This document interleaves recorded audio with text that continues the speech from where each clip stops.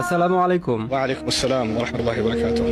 একজন লোক যিনি 5 ওয়াক্ত নামাজ আদায় করেন, রমজান মাসে রোজা রাখেন, আর তিনি ওমরাও করেছেন এবং তিনি তাহাজ্জুদ নামাজও পড়েন। কিন্তু যখন তিনি একাকী সময় কাটান তখন কিছু খারাপ কাজ করেন যা ইসলামে নিষিদ্ধ। আর এর পরেই তিনি তার ভুল বুঝতে পারেন এবং আল্লাহর কাছে কান্নাকাটি করে ক্ষমা প্রার্থনা করেন। এরপর 3-4 দিন তিনি সেই খারাপ কাজগুলো করেন না, বরং ভালো কাজ করেন। এরপর আবার খারাপ কাজ করেন, এরপর আবার ক্ষমা চান। এমনভাবে পুনরাবৃত্তি হতে থাকে। কিভাবে এই অবস্থা থেকে উত্তরণ করা যাবে এবং তার তাকওয়া বৃদ্ধি করা যাবে? আপনার প্রশ্নের জন্য অনেক অনেক ধন্যবাদ, কারণ শুধুমাত্র একজনের নয়, এটি অসংখ্য মানুষের প্রশ্ন। অনেক ধন্যবাদ আপনাকে। খুবই বিচক্ষণতাপূর্ণ প্রশ্ন, মাশাআল্লাহ। আমি এই ব্যাপারটিতে বলার চেষ্টা করছি এবং এই ব্যাপারটি নিয়ে আমি অনেক অনেক বক্তব্য দিয়েছি।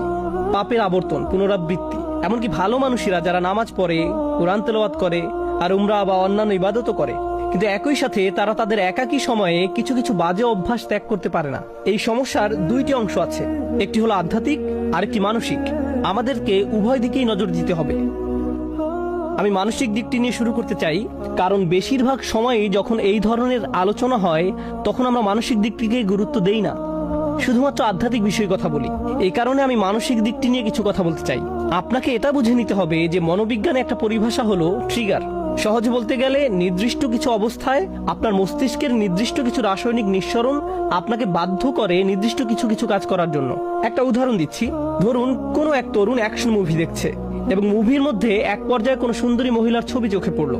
মুভি পজ করে সে আরো বেশি খারাপ কিছু মনোযোগ দিয়ে দেখলো এবং এভাবে তার ভিতরে এই অভ্যাস গড়ে উঠলো। সম্পূর্ণ মুভিটির জন্য এমন হয়নি, এটি হয়েছে মুভির একটা দৃশ্যের কারণে যা তার মনকে ট্রিগার করেছে।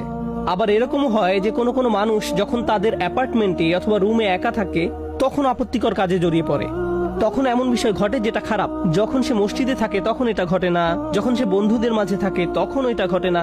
এ ব্যাপারে প্রথম উপদেশ হলো, আপনাকে প্রথমে এটা শনাক্ত করতে হবে যে একাকী থাকার কোন সময়টিতে আপনি পাপ কাজে জড়িয়ে পড়েন। আপনি কোথায় থাকাকালীন এটা ঘটে, কোন নির্দিষ্ট সময় এটা ঘটে।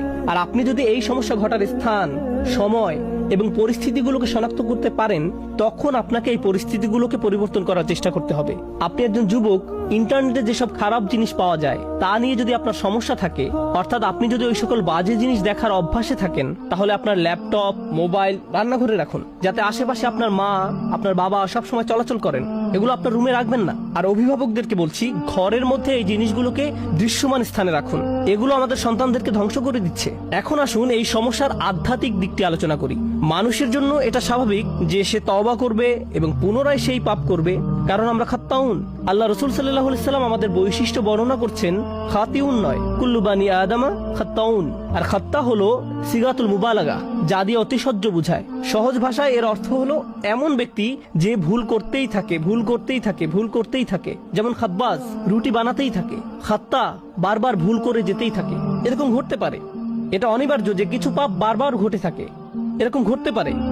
কিন্তু যদি আপনার মনের কোণে এরকম কোনো চিন্তা থাকে, যে মুহূর্তে আমি তওবা করছি 3 সপ্তাহ পরে তো সেই পাপটি আমি আবার করবই, যদি আপনার মনের কোণে এই ধরনের কোনো চিন্তা থাকে, তাহলে লাইসাতিত তাওবাতু লিল্লাযিনা ইয়ামালুনাস সাইয়্যাত, তওবা এমন ধরনের লোকদের জন্য নয় যারা নিয়মিত খারাপ কাজ করে। আল্লাহ বলেন, ওয়ালাম ইউসিররু আলা মা ফাআলু, তারা নিজেদের কাজকর্মের জন্য হঠকারিতা প্রদর্শন করে না। অন্যভাবে বলতে গেলে আপনাকে একনিষ্ঠভাবে জেনে বুঝে মৌখিক প্রতিজ্ঞা করতে হবে যে আমাকে এই কাজটা বন্ধ করতেই হবে। এরকম না যে আপনি একবার কান্নাকাটি করলেন, এরপর আল্লাহর কাছে বললেন আমি অত্যন্ত দুঃখিত, আমি বিশ্বাস করতে পারছি না যে এই কাজটা আমি করেছি, আর আবার একই কাজ করেন। আপনাকে উপায় বের করতে হবে যে কিভাবে এর থেকে পরিপূর্ণভাবে মুক্তি পাওয়া যায়। নিজের সাথে ঐকান্তিক প্রতিজ্ঞা। আর আপনি যদি নিজে নিজে এটা করতে না পারেন, বন্ধু বান্ধবের সাহায্য নিন, এমন মানুষদের সাহায্য নিন যাদেরকে আপনি বিশ্বাস করেন। আমি জানি কখনো কখনো এটা বিব্রতকর, কিন্তু আমাদের সবারই মাঝে মাঝে পরামর্শেও বা সাহায্যের প্রয়োজন হয়। আপনি যখন বুঝতে পারেন যে এরকম ঘটছে বছরের পর বছর আর আপনি এটা ত্যাগও করতে পারছেন না, এটাই সঠিক সময় কারো কাছে সাহায্য চাওয়ার। এ কারণেই বর্তমান সময়ে উম্মার জন্য মানসিক এবং আধ্যাত্মিক কাউন্সিলিং অত্যন্ত প্রয়োজন, এবং এত বেশি সংখ্যক পারিবারিক কাউন্সিলিং প্রয়োজন যে এটাকে বলা যায় উম্মার জন্য অত্যাবশ্যকীয় বিষয়গুলোর একটি।